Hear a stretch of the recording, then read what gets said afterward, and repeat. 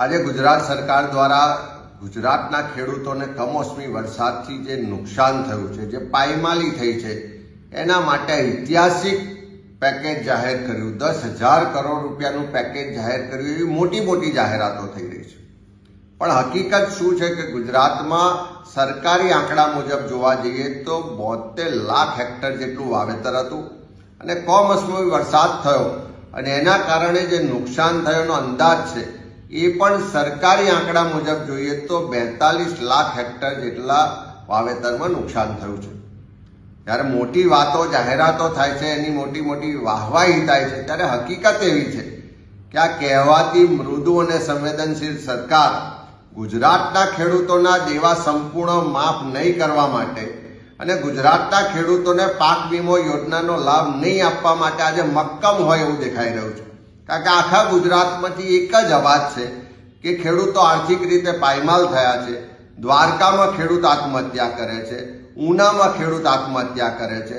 આખા ગુજરાતમાંથી ખેડૂતો આક્રોશ સાથે માગણી કરી રહ્યા છે કે ખેડૂતોની સંપૂર્ણ દેવા માફી થવી જોઈએ અને દર વખત આ નુકસાની થાય ત્યારે વળતર કે સહાય માટે પેકેજ નહીં પણ કાયમી પાક વીમા યોજના થવી જોઈએ. પણ આ બંને બાબતોએ આજે સરકારે કોઈ પણ જાતનો પગલાં નહીં લઈ અને એની ખેડૂત વિરોધી માનસિકતા દેખાડી છે.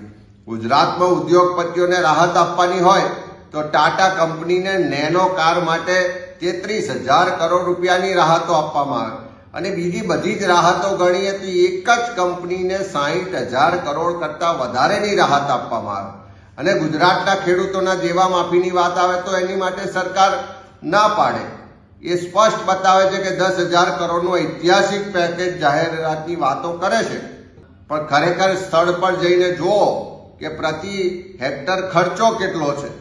પ્રતિ હેક્ટર એનો ખર્ચની સાથે એનું જે ઉપજ છે એને વેચવા જાય તો એની જે આમદની થવાની એનો સરવાળો કરીએ તો 1 વીઘાના 50,000 રૂપિયા સુધી કપાસમાં અને અન્ય પેદાશોમાં એટલી આવકની શક્યતાઓ ખેડૂતોની મહેનત હતી.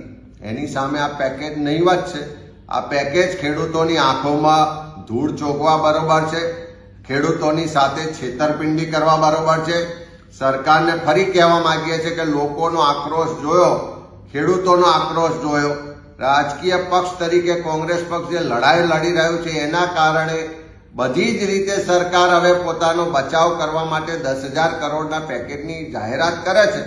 પણ સાચા અર્થમાં જો ગુજરાતના ખેડૂતોને મદદ કરવી હોય તો ફરી સરકાર પાસે માગણી કરીએ છીએ કે ખેડૂતોના સંપૂર્ણ દેવા માફ થવા જોઈએ અને ગુજરાતમાં તાત્કાલિક પાક વીમા યોજના લાગુ કરવી જોઈએ. ગુજરાત સરકારે ખેડૂતો માટે 10,000 કરોડનું પેકેજ જાહેર કર્યું છે. એ વાતથી સ્પષ્ટ થાય છે ખેડૂતો એક થયા અને એક થવાથી ફૂલ નહીં તો ફૂલની પાંખડી સરકારે આપવું પડ્યું, સરકારે ઝૂકવું પડ્યું. આ પહેલા પણ જ્યારે ખેડૂતો એક થયા છે ત્યારે મહાકાય સરકારો, રાક્ષસ જેવી સરકારોએ ઝૂકવું પડ્યું છે. આમ આદમી પાર્ટી તો માત્ર નિમિત્ત બની છે. એ કડદા પ્રથા હોય, કિસાન મહાપંચાયતમાં આમ આદમી પાર્ટીના નેતાઓ એક થયા, આમ આદમી પાર્ટીની કિસાન મહાપંચાયત થઈ, એમાં લાખો ખેડૂતો ઘરથી બહાર આવી ડર કાઢી અને મહાપંચાયતે પહોંચ્યા તો 10,000 કરોડનો ફાયદો થયો. વિચાર કરો કે ગુજરાતના ખેડૂતો તમામ પાર્ટીઓ ભૂલી, પક્ષ ભૂલીને ખેડૂત સમાજ બની અને એક થઈને અવાજ ઉઠાવે તો ગમે તેવી સરકારે ઝૂકવું પડે છે. એ સાબિત થાય છે. બીજું કે આ જે પેકેજ જાહેર કર્યું છે એ 10,000 કરોડનું જ છે. માત્ર ખેડૂતોને એક અંદાજ પ્રમાણે, હું તો કોડીનાર છે, જુનાગઢ છે, સોમનાથ છે, દ્વારકા છે, ખંભાળિયા છે, આ બધા વિસ્તારોમાં હું ગયો છું. ખૂબ પારાવાર નુકસાન ખેડૂતોને થયું છે. અત્યારે પણ ખેડૂતોના પાક છે એ પાણીમાં તરે છે, પાથરાઓ તરે છે, મગફળી આખી પાછી ઉગી ગઈ છે. એટલે ખેડૂતોને 40,000 કરોડની આસપાસનું નુકસાન થવાનો અંદાજ છે. અને સાથે સાથે ન માત્ર આટલું જ પરંતુ શિયાળુ પિત્ત પણ થઈ શકે એમ નથી. ઘણી જગ્યાએ પાણી ભરાયું છે એટલે શિયાળુ પિત્ત પણ ખેડૂતો કરી શકે એવી સ્થિતિમાં નથી. તો એનું શું? એના માટે સરકારે કોઈ જાહેરાત નથી કરી. સાથે સાથે ખેત મજૂરોનો શું, ભાગિયાઓનો પણ શું? કારણ કે ખેત મજૂરોને, ભાગિયાઓને પણ પારાવાર નુકસાન થયું છે. એમના માટે પણ સરકારે હજી કોઈ સ્પેસિફિકેશન નથી આપ્યું. ચોથી વસ્તુ કે ખેડૂત છે એ એટલો કર્જદાર બની ગયો છે. હું તો ખેડૂતોના 2 પરિવાર જે આપઘાત કર્યો પરિવારને મળ્યો, ખૂબ હાલત ખરાબ છે. ખેડૂતોના પરિવારને અત્યારે પત્નીના ઘરેણા મૂકીને બિયારણ લીધા હતા એને પણ ચૂકવી શકાય એવી સ્થિતિમાં નથી.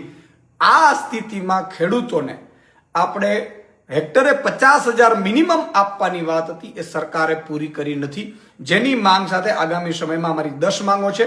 એ માંગો સાથે આમ આદમી પાર્ટી કિસાન મહાપંચાયતો ચાલુ જ રાખશે અને આગામી મહિનાઓ સુધી ખેડૂતોને એક કરવાનું, જાગૃત કરવાનું અમે ચાલુ રાખીશું. અમારી માંગણી છે એ છે કે કરદા પ્રથા ક્યારે તમે બંધ કરશો સદંતર, એમએસપી ઉપર ખરીદી તમે ક્યારથી સંપૂર્ણપણે એમએસપી પર ખરીદી ક્યારથી કરશો? આ કઈ વસ્તુ વાત સરકાર કરતી જ નથી. માત્ર નાના પેકેજો આપીને લોલીપોપ આપી અને ખેડૂતોને ભરમાવાનો અને છેતરાવાનો જે કામ કર્યું છે સરકારે, એનાથી પણ અમે ખેડૂતોને આગામી સમયમાં જાગૃત કરીશું. પણ એટલું ચોક્કસ છે કે ફૂલ નહીં તો ફૂલની પાંખડી, ખેડૂતો એક થયા, ખેડૂતો બોલતા થયા અને અવાજ ઉઠાવીને હક માંગતા થયા તો સરકારે ઝૂકવું પડ્યું છે. બાકી તમે વિચાર કરો, 16 લાખ કરોડ ઉદ્યોગપતિઓને માફ કર્યા છે, એમાં તો કોઈ ફંડની પ્રશ્ન નથી સરકારને, એટલે સરકાર પાસે રૂપિયાનો કોઈ પ્રશ્ન નથી, સરકાર આપી જ શકે એમ છે, પણ એની આપવાની દાનત નહોતી. અને એટલા માટે આમ આદમી પાર્ટી ખેડૂતોની વારે આવી. આમ આદમી પાર્ટીએ ખેડૂતોની મહાપંચાયતો કરી અને ખેડૂતોને માટે 10,000 કરોડનો અત્યાર સુધીનો આમ તો સૌથી મોટો પેકેજ ભાજપે આપ્યું છે. બાકી ભાજપ ઉદ્યોગપતિઓને આપે છે, ક્યારે ખેડૂતોને આપતી નથી. પણ અમારી માંગણી ચાલુ જ રહેશે. અને મહારાષ્ટ્રની સરકારે વિચાર કરો, તમે દેવા માફી કરવા જઈ રહી છે ભાજપની સરકાર, પણ ગુજરાતની સરકાર ખેડૂતોનું કશું વિચારતી નથી.